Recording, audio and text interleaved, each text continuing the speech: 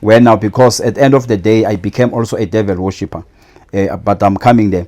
Okay. So usathane ngikhulumile naye ngakhulu, ngimbonile usathane, sikhulumile, ngihleli naye isikhathi eside le emanzini. Ngiyamazi usathane. And when you are reading the word of God and when you are praying, the kingdom of darkness is affected. That is why abafuni ukuthi abazalwane bathandaze. Kuyenzeka ukuthi uhlale embusweni kaSathane uphile emhlabeni. So it means you are living a double life. Uthi indaba enkulu emoyeni abakutshela yona ukuthi you must keep the secret. Don't ever tell, even you don't even tell your friends to say, because abazalwane esimoyeni kukhona ke, we call it mirrors but are televisions, where you track impilo zabazalwane.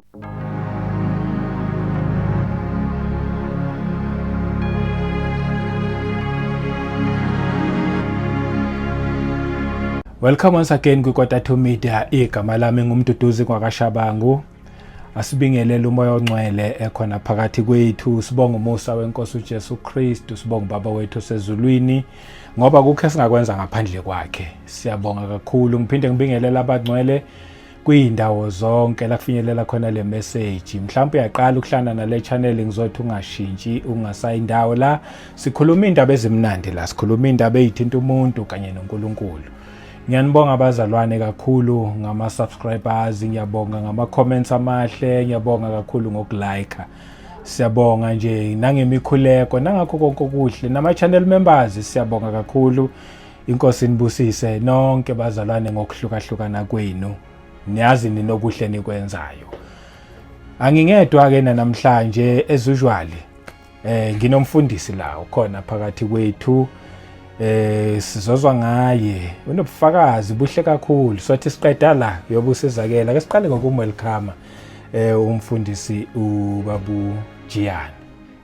Sakwamukela, siyabonga isikhathi sakho ukuthi ukwazi ukuthi ufike. Amen. Siyabonga kakhulu Ncebo. Yes. Hallelujah. Amen. Ngibingelela abazalwane bonke. Yes. Egameni lenkosi. South Africa and outside South Africa, greetings in the wonderful name of Lord Jesus Christ. Amen. Yo adumelisang ke Moruti William Jiyane Mashiane, originally from Mpumalanga, but now I'm in Limpopo province. Mashiane is born. Jiyane Mashiane, those are two surnames. It's the same name. My name is William and Jiyane is the same name, and also Mashiane is the same name. How come we've got two surnames? Isibongo saka Mashiane, isibongo sabo mama, isibongo saka Jiyane, isibongo sako baba. So wena usebenzisa zoyithi? Nisebenzisa zonke. Kwi-ID yakho? ID yami kuvela le yaka Mashiane. Oh, okay. Yes, so but mina ngisebenzisa zonke. Okay. Because lesi siwana sikho ku-ID, so ngisebenzisa uJiyane, ngisebenzisa uMashiane. Oh, yes. Amen. Amen. Siyabonga. Yebo. Bazalwane ke ngiyanibingelela futhi egameni lika Jesu. Ngibonge ubaba uChabangu asinikeze ithuba elifana nalelo ukuthi size sizolanda ngofakazi noma testify ukuthi uNkulunkulu uwele muhle kangakanani empilweni zethu. Amen. Re leba hamudimo kana konyana ya uthwana leona ena. But before I become a pastor, I want us to go back where I come from, because I was not born a pastor. Yes. I was a brother, and at the long run, then I became a pastor. But before I became a pastor, let me just give you a little background. I was born the place. It's Wheatbank. When I was born, ngizalelwe Wheatbank, ngakhulela endaweni za Bronkhorstspruit, Verina, koMhlanga, into esifana nalezo. Izona ndawo okhulele kuzona lezo. Indawo engikhulele kuzo. Okay. Nala ngahlangana khona nenkosi. My background, I was born in the ZCC family. Our family was ZCCs. And at the age of 16 years, ngisese high school ngahlangana noJesu. There was this brother abamizo ukuthi ubrother Peter Sibia and brother Sipho. Besingene klasini once sisonke. One of the good days bangitshela ke indaba kaJesu ukuthi hey, if ungakholwa ungasindiswanga mawushona uyolahlwa uyesogweni le ndaba ukuthi angizange ngivume same day kodwa ngathi mangilele ngirevise ukuthi indaba yesogo ngangicala ukuyizwa because from the ZCC those teachings they are very rare. You don't hear much of them ngandaba zesogo kulahlwa insindiso. The following day ngathi hi guys manje kube nami ngingalahlwa fanele ngenze njani bathi ayithatha uJesu. Yes. Ngavuma ke ngathatha uJesu njengenkosi nomsindisi ngacala ijourney yami noJesu. It was before Good Friday. I remember it was before Good Friday, and on the Good Friday Easter conference, yayikwamhlanga under Bishop T.P. Nduli, where Voice of the Christian Ministry, or T.P. Nduli. So sa fellowship naye nje isikhathinyana esincane. After fellowship isikhathinyana esincane kwase kwafika omunye umfundisi bambiza ukuthi umfundisi uSikhosana, Gideon Sikhosana. Okay. Wasebandleni lika Kristu. Yebo. Washumayela insindiso yokuthi uma usindisiwe ungakanezelwe ebandleni indaba yakho ayizwakali, fanele usindiswe unezelwe ebandleni. Wonke lamanye amabandla yebo siyavuma abasindisiwe kodwa abanezelanga ebandleni, kusho ukuthi uma bashona bayolahlwa ukufana nabanye labantu abangakholwa. Saseke because ngivele ngangididekile because ngangazi niksi ngale ndaba zokukholwa ukuthi ibandla yini awasangena ebandleni ke. Sacala ke inkambo yami eningi ibesebandleni. I think ngispende almost about 3 years ngisebandleni lika Kristu Jesu under umfundisi uNkambule from Verena. Yebo. La kwasathola khona ama teachings and all those kind of things, kholwa kanjani, uthandaza kanjani. Qhubeke njalo ke indaba yokukholwa. Yes. Kwase kuvuka kakhulu ke mase ngithanda ungena ngijule kakhulu eBhayibhelini. Ngangifunda iBhayibheli most of my time, ngifuna ukwazi ukuthi actually babathu uNkulunkulu ubani, bakhuluma ubani uNkulunkulu, babathu umoya engcwele ubani, babathu uSathane ubani. Ngingenelele kakhulu endabeni yokufunda izwi nasemthandazweni. Yebo. Ngaspenda the more I was spending time in prayer, ngangithandaza kakhulu, ngijule nje kakhulu emthandazweni. Every day ngangikhona uvuka ngo12 kuze kushaye 5 ekseni lokhu ngithandaza, ngikhuluma nomoya ongcwele, ngikhuluma noNkulunkulu. Ngaqala ukukhula ke ekholweni, ngaqala ukubona, ngaqala ukuzwisisa iBhayibheli ngendlela selifunda ngayo. Yaqhubeka ke indaba yokukholwa, yaqhubeka indaba yokuthandaza. Uma ngangithandaza kodwa ngangazi the effect eyayenzeka esimoyeni, kodwa sizayilanda nayo masengena ukuthi when now, because at the end of the day I became also a devil worshipper, but I'm coming there. Okay. So sangenelela ke manje endabeni yokuthandaza, ngijule emthandazweni, ngifunde izwi, ngikhuleke. uNkulunkulu azembule kimi, ngikhulume nomoya engcwele. And okunye kakhulu engakwavela ukuthi ngicala manje sengibona amaphupha amaningi, phupha izinto, and I was not understanding what is happening, and ngingatholi incazelo. Kodwa ngathi mase ngifika embusweni kaSathane ngabona ukuthi mslamaphupho ongangiwaphupha ngisese umzalwane noma ngisakholwa. Yes. Na meaning yakhona, because at the kingdom of darkness there is a special lecture, or there is a special place la kufundiswa khona ngokuchazwa kwamaphupho, ukuthi uma ubona iphupho elikanje na incazelo yakhona, uma ubona iphupho elikanje na it's sort of it's a lesson, or is isifundo samaphupho. Khona naloko ngifundile mase ngise embusweni kaSathane. So inkinga iqaleke mase kuyafika kwesinye isikhathi, it was 1998 1999, and mase kuyophela u1999. Yes. Yafika le ndaba ukuthi uNkulunkulu ufuna ukungisebenzisa, because mase ngachazela ngathi mfundisi wazi kunenkinga eso. Ngizibona ngishumayela, ngizibona ngiphethe iBhayibheli, ngizibona ngisecukini sabantu ngikhuluma. Angazi ukuthi yini, futhi wathi no, kuhlokuhle uNkulunkulu ufuna ukusebenzisa. Kodwa sizokhuleka ke indaba yakho yokusetshenziswa nguNkulunkulu. Wanginikeza ama procedure wonke ukuthi njengokuthi thina siyibandla, icala la locally sikhuphule njalo iye ku district ize yofikelela nationally, so asithatha decision thina sisodwa. ngalinda umfundisi ukuthi hayi uzobuya ke nempendulo ke hayi ngisesenjalo ngisalinde umfundisi ukuthi uzobuya nempendulo lokhu ngiyaphupha I remember one of the good days ngiphupha inyoka emnyama big black snake isendleleni phambi kwami kuhamba umfundisi nomkakhe and then mina ngibalandela this dream ikhombisa ukuthi sasiye enkonzweni. Yes. Uma siye enkonzweni bandlula phambili mina mangilandela ngemuva ngibasale endleleni esihamba ngayo nayi inyoka yavela yangiluma ngithi ngiyibamba ingene etshanini yasithela kuphela ngayo lapho hayi iphupho lapha ngimtshela ukuthi mfundisi aphe phela sengiphupha into eswato sizakhuleka ngayo usathane ubusy nawe uyakufuna kwala sokhuleka nawe hayi ngiyithathe kancane indaba leyo kufike 2000 maybe 2000 I was in matric by that time sichubeke nayo le ndaba yokhuleka nokulandelela indaba yobizo wase kuthi mas ngiceda imatric or after imatric manje kwafanele ukuthi ngihambe ngesikoleni ngichubeke nezifundo zami so but ngebanga indaba yemali because I'm from a very poor background of a very poor family and it was not possible so kwadingeka ukuthi ke manje ngihambe ngifuna umsebenzi because from where I'm coming from ngisikhuliswa ugogo yedwa sidla imali yepension so I need to go and ngifuna umsebenzi so that I can able to assist ugogo wami. Yes. Yaqhubeka kanjalo ke ngapha ngisalindwe indaba yokuthi nginobizo likhona empilweni yami and ayiphumeleli kahle.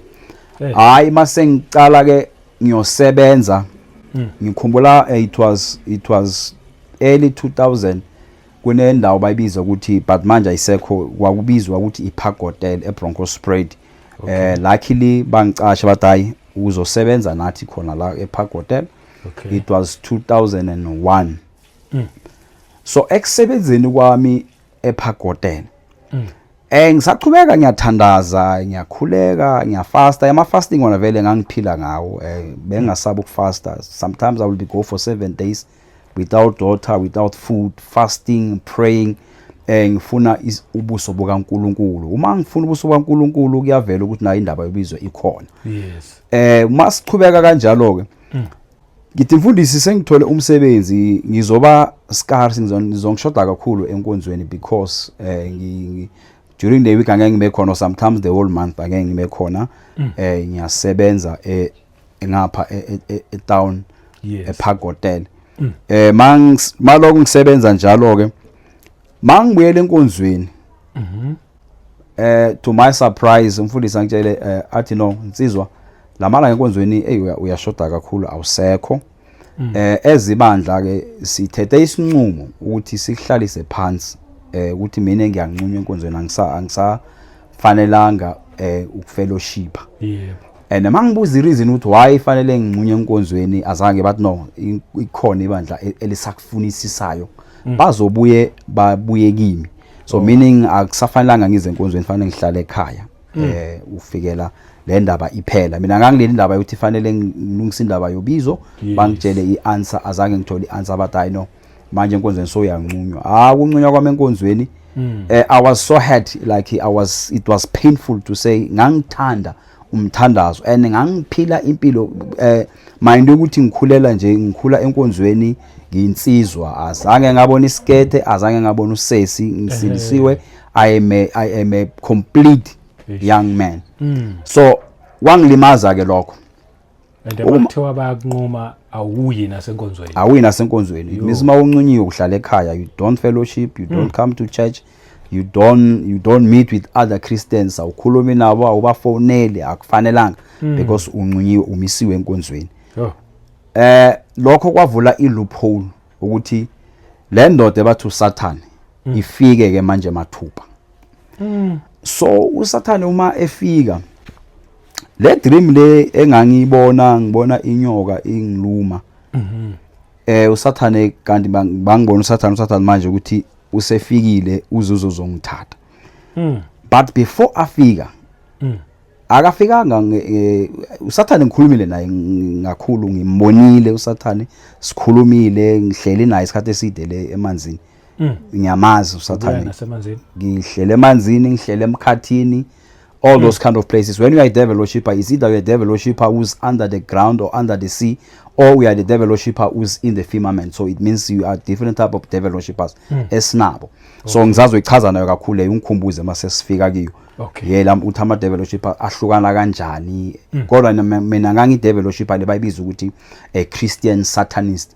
So it means u devil worshipper elikholwayo elikhona enkonzweni elibhizi ngapha enkonzweni. Sometimes you can be even a pastor, you can be even a bishop, but the mandate ya Satan, you are a devil worshipper, you are a Christian Satanist, udeceiver ibandla, udeceiver bonke abakholwayo uyabadeceiver nalabo fanele bakholwe. You are the one who must defeat them to know indaba yokholwa ayisebenzi. You ufundiswa iBhayibheli. iBhayibheli, you from Genesis to Revelation, they teach you the Bible, deep Bible, revelation and prophecies, even their meaning to say, here is the true meaning of the scripture. But if we say you must manipulate, this is how you manipulate the scripture. But we also get to that one. Okay. So manje ke okwenzeka ukuze ngizithole ngisendaweni yobumnyama noma ngisebenzela uSathane. Nga find out later ukuthi actually all these things they were planted. Sathane wa planta ukuthi ngize ngifike la because I was very serious indaba yokholwa. Uma ngisebenza Park Hotel, there was this other lady who was from Pretoria, a colored lady. This lady by the name of Charmaine. This lady ngisebenza ehotela and then yena ungena isikolo, sangena isikolo. By that she was doing matric and she was from Pretoria. Yes. And la behlala khona ehotela ngemuva kunama room la wokucashwa kodwa wayehotela. So and then all other people babangafuna ukucatsha basebenza ko Shoprite, Pick n Pay, wherever basebenza bayenza bayokucatsha. And it happened ukuthi intombazane enye esuka eWitbank yazi yazokucatsha la ingena isikolo nale ntombazane babiza ukuthi uCharmaine. And then by the time mina ngisebenza ehotel, because ngangisebenza hotel, I was a barman, ngangithengisa and ngithengisa utshwala and all those kind of things I was serving in the bar. Okay. Mase sihlangana nale ntombazana le. Uhlangana ungitshela indaba yokuthi uyakholwa. Wathi yazi nami siyakhuluma nje hayi nami phela ngiyakholwa, ngumzalwane, ngithanda uNkulunkulu nasekhaya siyakholwa. So from that time and afuna ukwazi ukuthi mina yini engikuthandayo empilweni ngikholwa njani, yini uNkulunkulu engifuna ukumenzela. Ngamsho no mina nginobizo olukhulu okuhleli kimi efanele ngiachieve. At no mina also I'm a prophet. Le nto okhuluma ngayo already mina ngiyibonile uthi uNkulunkulu ufuna ukusebenza, uNkulunkulu ufuna ukukubiza. So nami ngizokusiza, ngizokukhuleka nawe, ngizokuthandazisa ukuthi uNkulunkulu akusize uthi ubizo lakho liphumelele. From that time we started to have that friendship, to say she's my friend and she's a Christian friend, but not knowing what this person here she was sent by the devil to make sure ukuthi uzongithatha ngojoina umbuso kaSathane. And to my surprise, when I was in the kingdom of darkness, I could realize that this person actually beangaphili. It was not a real person, but he was a ghost person. Hayibo. Konke njalo. Yeah, ikhona. To be a ghost person, this person uyaphila kodwa ahaphili. The main purpose ukuthi abe khona sidryline naye. Why plan to uSathane ukuthi lensizwa lifanele iwe noma kanjani. And there's no any other way that singamwisa ngayo.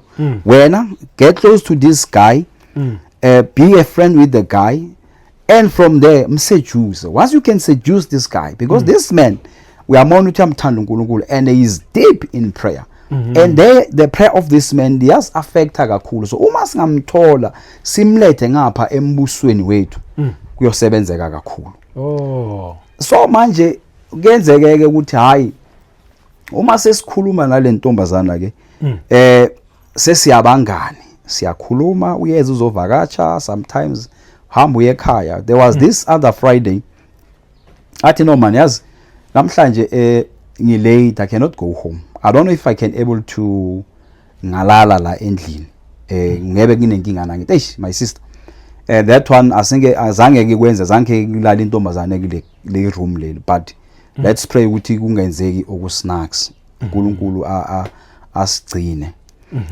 Kanti that was the end of the story. Indaba yokholwa kwakunje ugcina kokholwa kwami lapho. And she was so this person uthi ngendlela abakayisibonga ukuthi was beautiful and a colored lady uza ngokuthena uthanda uNkulunkulu and uza ngendaba yokholwa. Yep. Ukuwa mind you ukuthi usema sesingene endlini la ngihlala khona le ntombazane ithi Norman ngizawulala phansi mina ngeke ngilale embedeni ngizolala phansi or else ngathi no wena ngosu umama lala embedeni mina ngizawulala phansi hayi ngalala phansi and then intombazana wayethanda ukuphuza amawayini athi hayi thina inkolo yethu ayisiyaleli iwayini saziphuzela but siyalimita hayi aziphuzeleli iwayini lakhe limithwe kanjalo and ngathi mangiphaphama ngaphaphama kuwe lentombazane sesilele nayo the way kwenzeke ngakhona it was like the main switch it was trapped down from that time on angizange ngiphinde ngikhona ukuthandaza iBhayibheli angizange ngikhona ngiphinde ukulifunda the following night uma sengibona ke ngibona sengisemanzini sengiboshiwe ngamaketanga uyaphupha iphupho ize iphupheni is sort of a vision ngiphupha ngisemanzini ngiboshiwe yep uma ngiboshiwe mangapha ngeleft it's a glass indlu kodwa le ndlu le ukhona you can see on your left hand side you can see at the back and all the side indlu but yet yakhiwe amaglass and also in other places ngapha kwamanye ama rooms you can see ukuthi kunabantu abakhona nabo baboshiwe while I was in that dream sekufika uSathane so but I was not aware ukuthi nguSathane. There was this man uyeza kimi uyangitshela athi sikufunile kakhulu siyabonga ukuthi sikutholile ke manje so uzosebenza ngapha kulombuso wethu so uphumule embusweni kaNkulunkulu ngapha embusweni kaSathane mina yimi uLucifer ngingelosi yokukhanya as from namhlanje I will take you through the process wena so uzoba isebenza usethu uzosebenzela ngapha umlungu umuntu omnyama uyini uSathane akanakhala ngathi we can say black or white or yellow so but what you can see from him you can see these rainbow colors that are coming out from him because what you see uSathane lesikhuluma ngayo asilo abam projectile in our minds usay uSathane umnyama uneyimpondo uyathusa makavele ukukhuluma ngale voice lele yehoroza no Sathane is having a very sweet voice, a very, very sweet voice, sweetest voice of all you can ever imagine. Somebody who's handsome, somebody who's a handsome person, you can ever think about somebody who's handsome. You can see this person handsome, their voice is charming, their voice is attractive, their voice is there. Lo amapondo omnyama nemsila. I don't know angazi bamthethe ku but lo mina ngimbonile ngangihlala naye ngangikhuluma naye ngangimsebenzela is a charming man. It's a handsome man even though you cannot see exactly the face ukuthi umnyama umlungu but you see these colors or rainbow colors that are coming out of his face or makahleli nje etroni yakhe what you see all these colors that are coming bright colors beautiful colors that are coming out of him so uyilo Sathane mina ngahlangana naye ngakhuluma naye ngamsebenzela from that time on from 2001 up until 2013 I was serving in the kingdom of darkness isebenzela uSathane for 13 years. For 13 years I was in that kingdom serving the kingdom in the kingdom of darkness.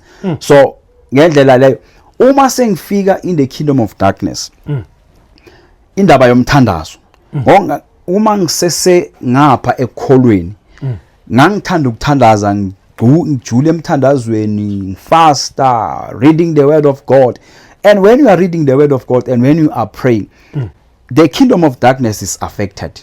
That is why abafuni ukuthi abazalwane bathandaza. Uma umzalwane ethandaza afunda izwi lenkosi.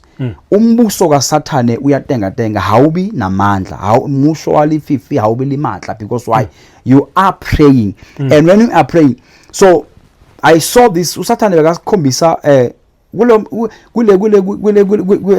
kukhona lapho wayesithatha asibusele emhlabeni asikhombisa ukuthi yabona uma abazalwane bathandaza kwenzakalani.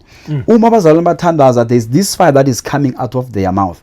If you are saying in the name of Jesus, I'm sending fire Soweto, I'm sending fire in Joburg, I'm sending fire in Venda, I'm sending fire wherever you are sending that fire. That fire is traveling with the speed of a bullet. It's going wherever that you are sending that fire. So if you're saying I'm sending fire kuba thakathe, I'm sending fire kuba lowing, I'm sending fire endleleni la ehlangana khona ama devil worshipper, that fire is coming like a bullet. Mayifika lapho yashaya nje kuyamosheka, usathane nama demon akhe bayabaleka. Okunye fanele sikwazi ukuthi ama demon, because ngeke ngizobazana abanye bathi ama demon ayafa. I demon alive. Demons are spirits. They don't die. Oh, yes. They can vacate that place, they can go away from the place that we are praying for, but they are not dying. It means ama demon aphila khona, because the Bible to Satan uma ewe ezulwini wawa almost the 3% of the angels zaphuma naye, and those angels now are the demons. Kunamanye ke ama demon esiwabiza ukuthi ama demon are created by the demons who are serving in the kingdom of darkness. Just like myself, when I was in the kingdom of darkness, we used to create demons. How do we create ama demons? There are demons that they will be going with you wherever you go. Those demons, you create them. For example, the contract that I have signed with the devil is the contract to say, I'm not going to marry, I'm not going to have kids, whatever the child, let's say maybe I'm impregnated a lady, what is going to happen? We must go for abortion. 3 months, 6 months down the line, the lady must do an abortion. There's no way that the child must leave because of the contract that I have with the devil.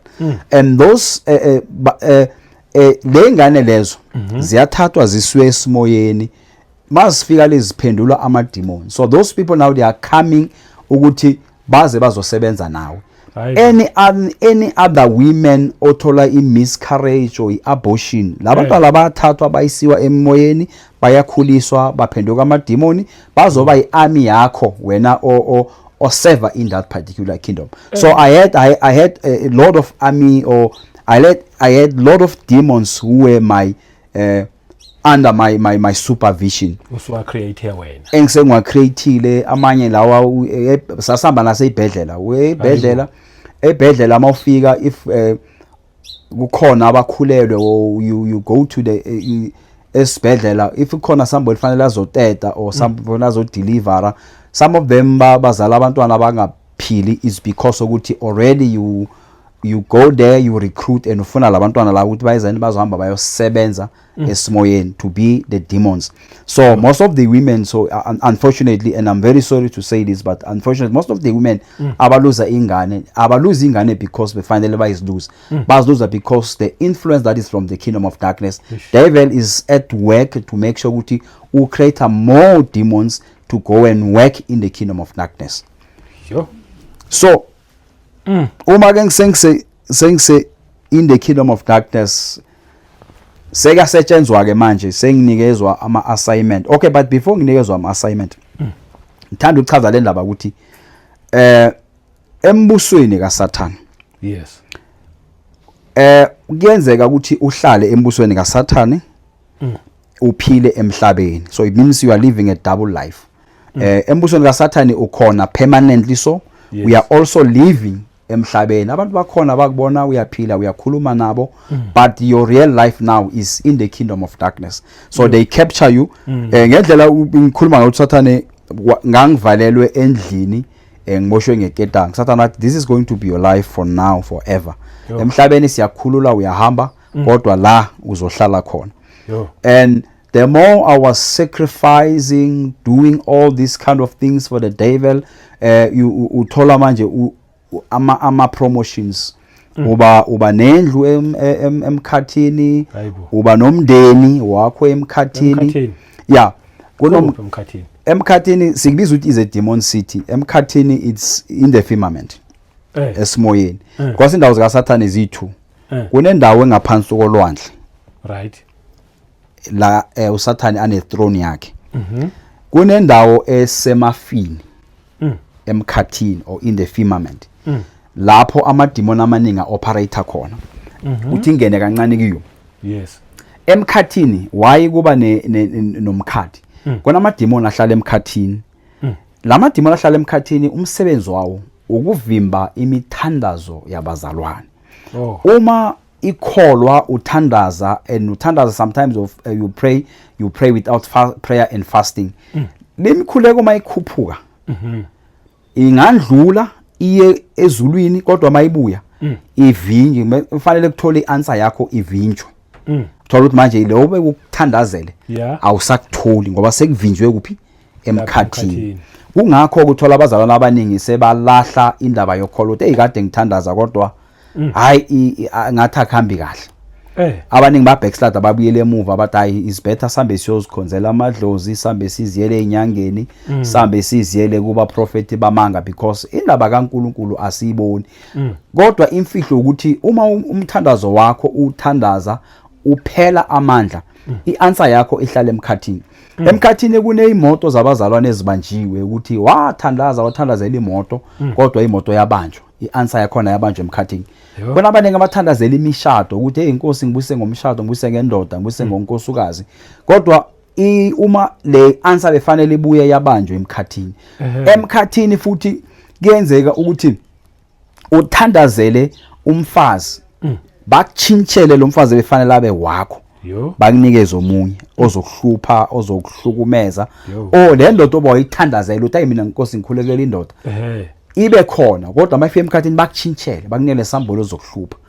So uthola manje okay, for example you are a pastor, you are in the ministry but your wife you are struggling with your wife uyakuhlupha uyahlukumeza you are ukhona ukuthandaza awukhona ukuthi ungaseva uNkulunkulu uzosolve but why ngangichata lenkosikazi kulo lokho kuze kulidele ukuthi egcineni kugcine kube khona indaba zama divorce ukuthi hey abazalwane ba divorce hey abazalwane hey abafundisi ba divorce hey abo sister enkonzweni ba divorce because ukuthi the exchange that is happening in the kingdom of darkness. So when you are praying for something you must be very persistent to say I am praying for this and you must be specific to say God I am praying for this house. I need the house like this. Okay. If you read the word of God says whatever we are praying and asking in the name of Jesus, everything that you are praying for, it will be added unto us, it will be given unto us. That is the principle of the word of God. There is no limit to say you can pray from here to here and from here to there you don't pray.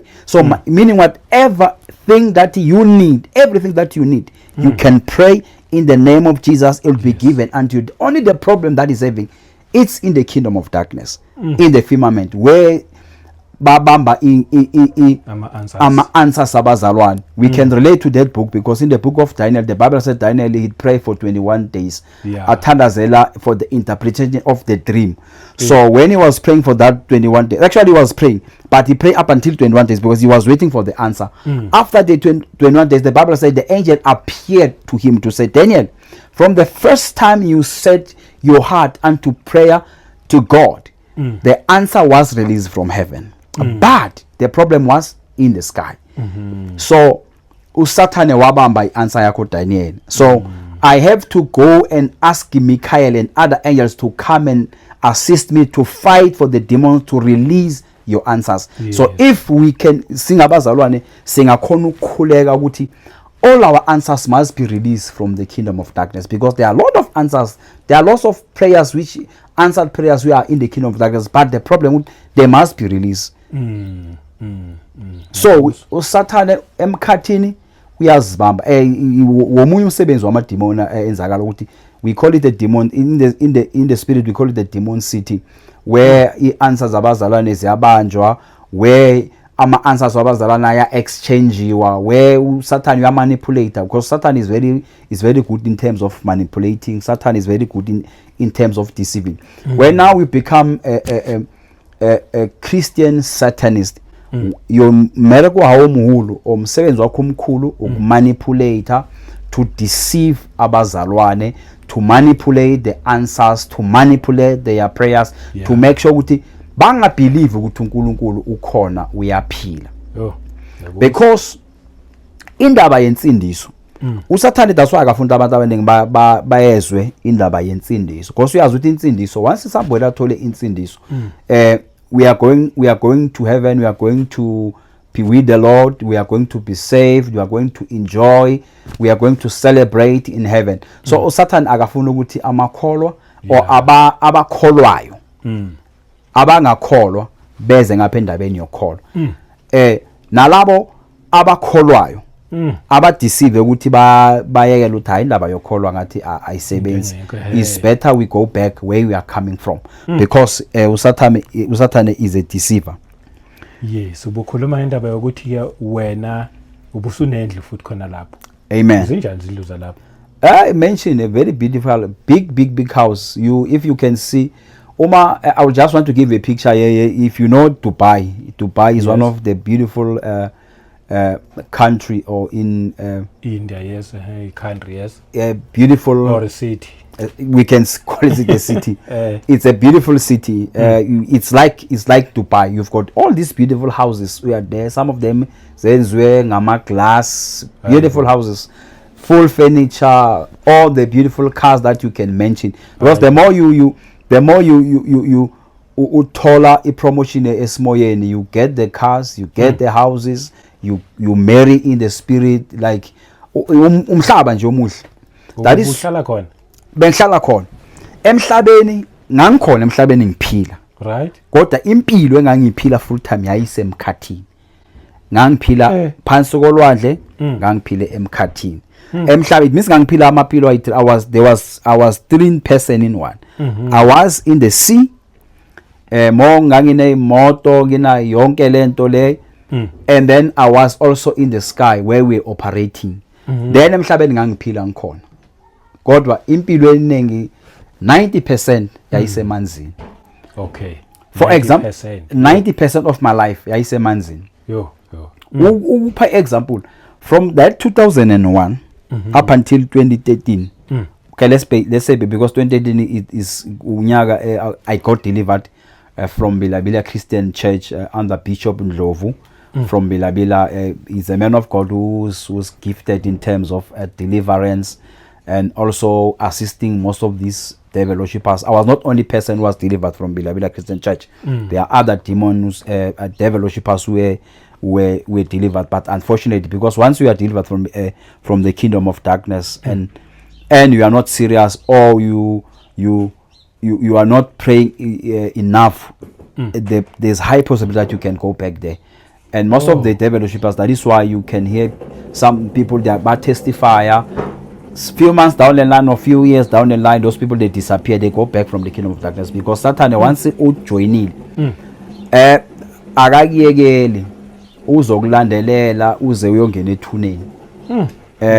But unfortunately enough, because of their prayers abanye abazalwane abazi ukuthi I was serving in the kingdom of darkness, that is why even today now I'm also a pastor. I am pastoring a church back there in Limpopo, because ngachubeka nendaba yokholwa zange ngabuyele emuva.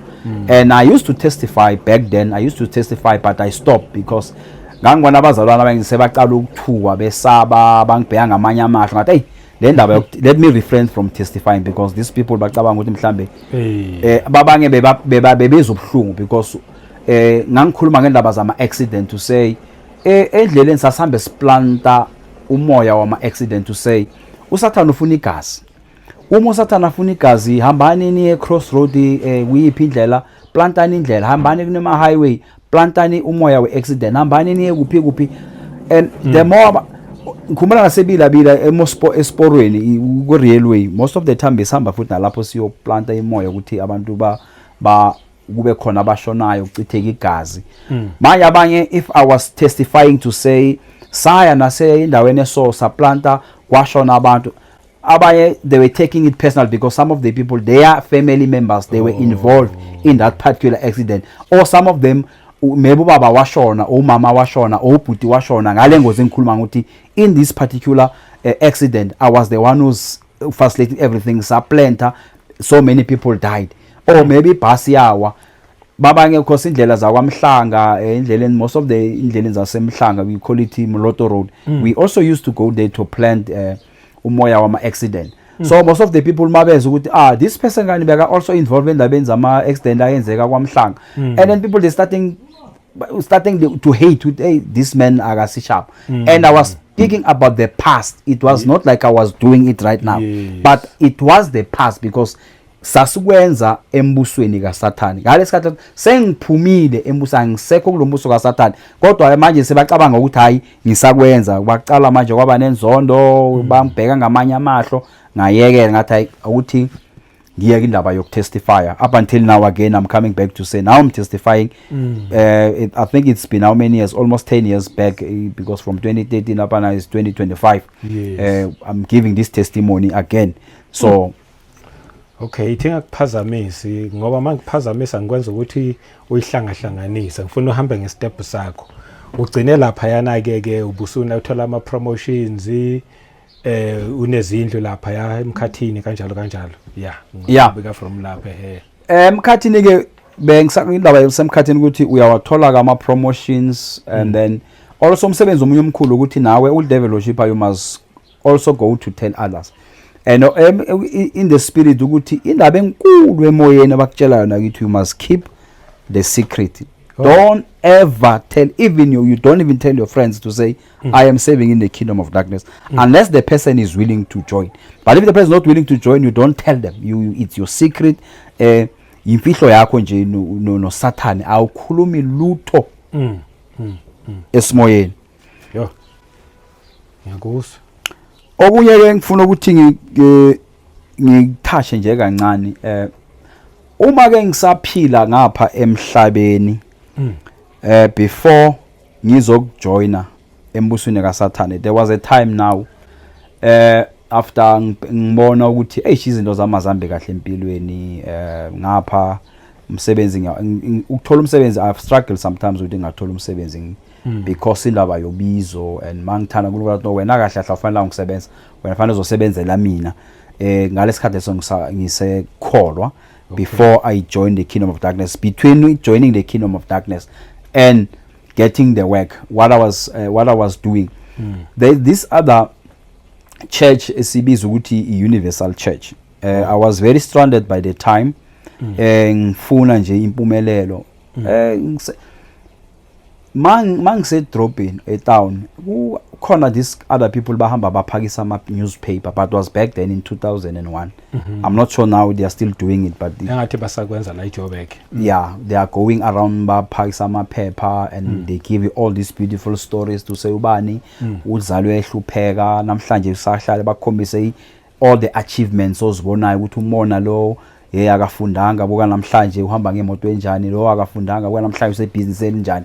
So it caught my attention to say, but yes, now I'm coming from a poor very background, and these people, they're just making money so simple. I said, no man, let me just give it a try. Kwakuyi Wednesday in the evening, ehotela ngona ngiyasebenza, manje sengifuna ukuthi ngithole imali eningi, because ngapha bakhuluma ngama business. I'm a person actually who is also interested in business and all that. Normal ukuthi ke ngizame inhlanhla yami ngapha. Okay. Manje sengizame ngiyahamba ke manje ngingena eUniversal. Bangena eUniversal, masicala nje ungena eminyango bakugezisa izandla ngamanzi, bakutshela ukuthi bakunikeza indwa ngemhlophe bathi hayi, as from la inhlanhla zakho zicalile, you come at the right place. Yo izinto zakho zivulekile ke manje. Hayi nami ngibe na that hope, and it was during the period la kwenziwa khona ama sacrifice, because there's a time in Universal that they are doing sacrifices, but I was not aware up until I joined the kingdom of darkness to be aware with, oh, these guys actually, that process they were doing the sacrifices. Mangena ke inkonzo iyachubeka ke, awupastor uyapreacha ukuthi no bazalwane le season esikiyo isizini yezimali, isizini yokuthi izinto zakho ezibotshiwe zivuleke, abakweleta abakubhadela inkolo zakho zonke ezisuleke kule season le. Kodwa kune step efanele usithathe, istep sokuthemba uNkulunkulu. Istep sokuthemba uNkulunkulu fanele babeka amount of money that you must give. But okay, sifuna bazokunikela nge 1000 uthi uNkulunkulu mina ngale 1000 rand yami le ngicela ukunikela ngayo, ngicela imoto. Phakamisana izandla bayaphakamisa. Abathi ama 2000, ngifunela nge 2000, bakhuphuka up until 10000. Mina ngaphamisandla bathi sifuna abazonikela nge 10000. ngaphakamisa isandla ngathi we only 2 by the time sibe 2 phela abanye laba baphela lapha kuma 100 kuma 1000 kuma 2000 ukuza ngapha ku 5000 khuphuka le phezulu we very few we are only 2 esakhetha ama 10000 phasa wathi la ngicela bonke laba abathethe umnikelo ama 10000 inkonzo mayisala cela beze bazongibona beze officeini yeah kwaba njalo inkonzo yaphuma.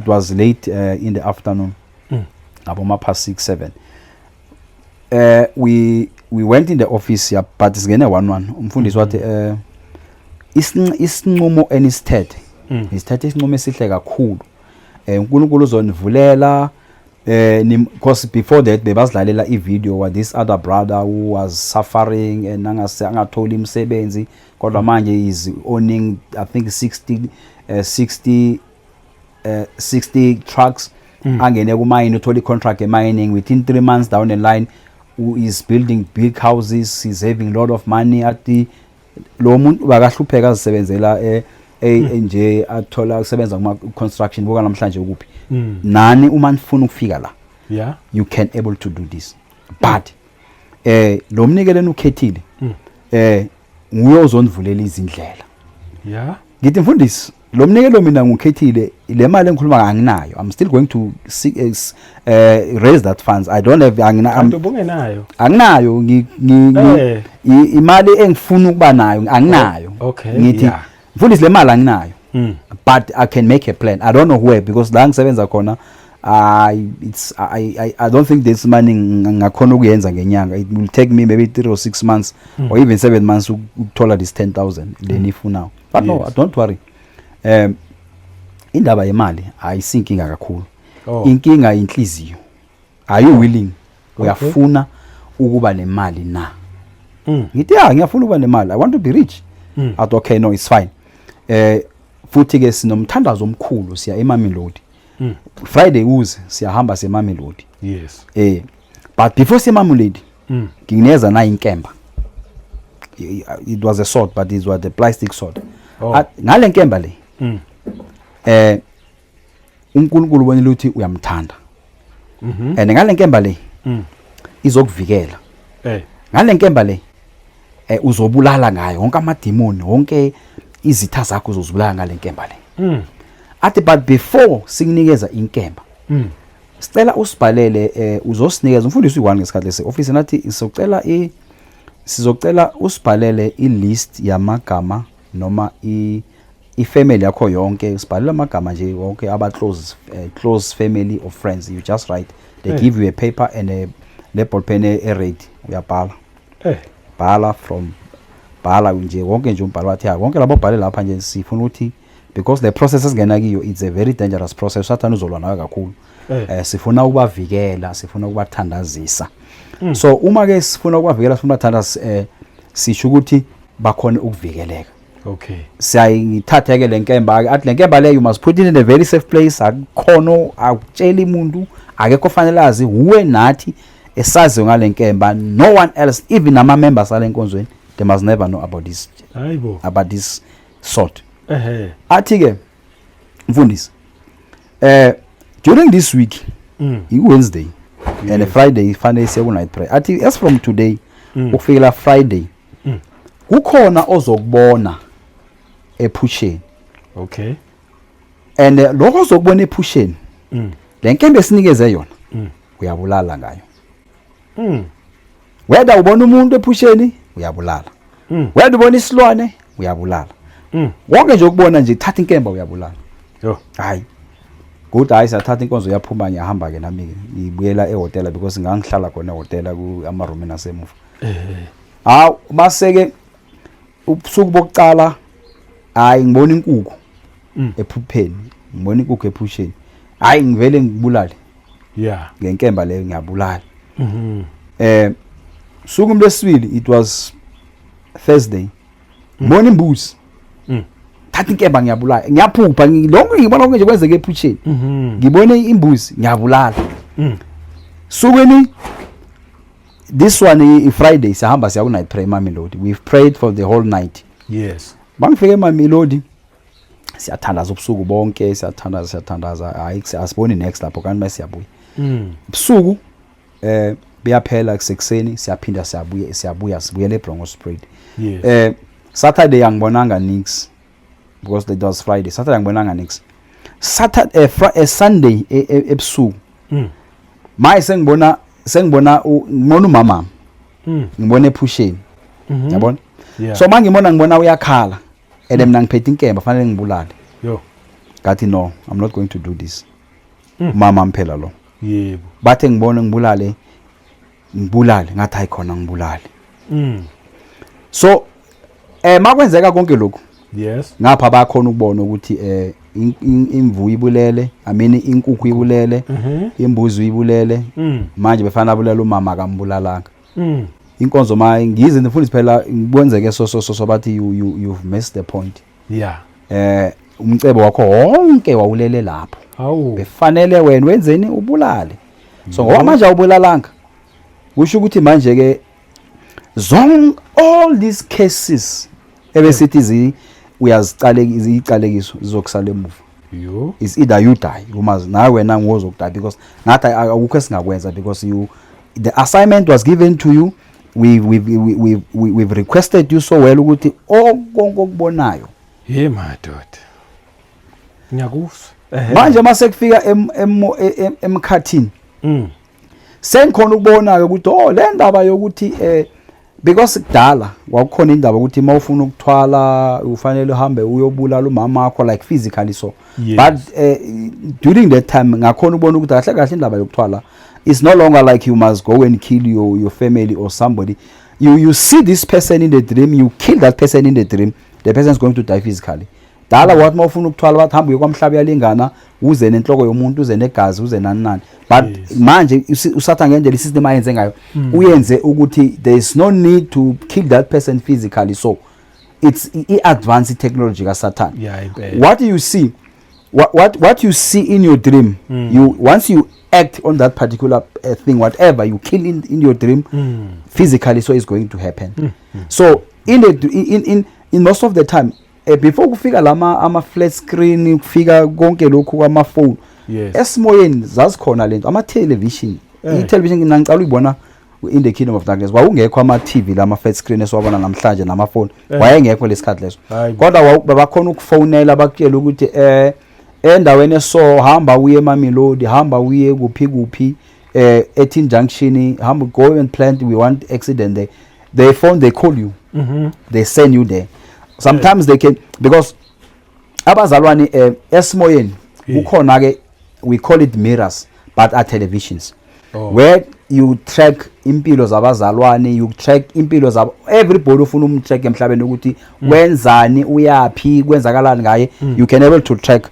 Ukhona umbono ukuthi ubani wenzani nangu uphila njani. If bafuna utrack impilo yomzalwane ukhona ukubona emoyeni ukuthi hayi lo mzalwane uthanda lokho akathandi ini, uthandaza ngasiphi isikhathi akathandaza ngasiphi isikhathi, ufasta ngaziphi insuku akafasta ngaziphi insuku, ufunda nini iBhayibheli akafunda nini iBhayibheli.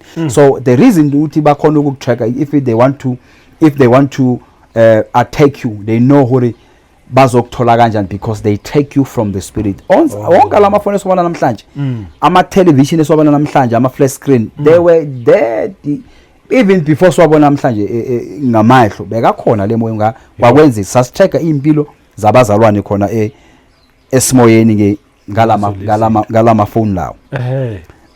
And so the second attempt, that one yafaila ke ngothi ngahluleka ukubulala isalukazi. The second attempt, this other guy, I'm talking about the Bronkhorstspruit. This other guy he was from Nigeria, but ubaba angisakhumbula igama lakhe, but these traditional doctors. Angithi abana lenhlulile, but awuke ngizame ngapha because le nyanga lokhuluma ukuthi they can give you the short boys, they can give you mice for money, and you can. So imali ngiyifuna phela ngiyahlupheka ngiyabona impela bewuyifuna. Ngiyahlupheka ngidayi khona. Yeah. Le inhlulile ngoba befanele ngibulale ngithi manje le babeka ama requirements ababeka actually they don't go into details, bashiya ama phone number and bashiya ne direction. I newspaper iSowetan ngiyithatha ngithi hayi la, and bakutshela ukuthi is a contract, so it means you don't own them.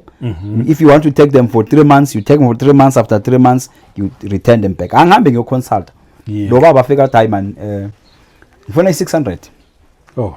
ngimnikeze ukuthi I know no problem man sithatha dobo ufuna ukuza ngithi no man ngifuna imali ndoda ngifuna imali engifuna imali and not just the money I want a lot of money. I want to become a millionaire. So because ngibona la ukhuluma uthi unama short boys asebenza nama short boys athi hayi ama short boys are simple. Is either ama short boys yawathatha aphila nawe permanent so but there will be ngizokunikeza procedure ukuthi asebenza kanjani but secondly ungawa renta for few months then you bring them back. After a few months ungawaletha mase wona imali yakho enough uyawaletha. Hayi ibe into simple but that okay kokuqala nje fanele sikwenze there is a little ritual that you must perform. It's something very little ngithi okay what is that ritual at no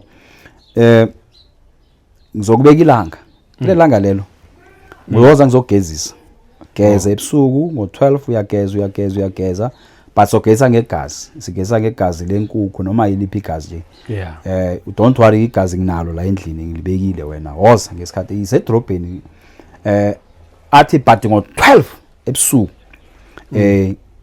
something izokwenzeka ku and you must not be afraid.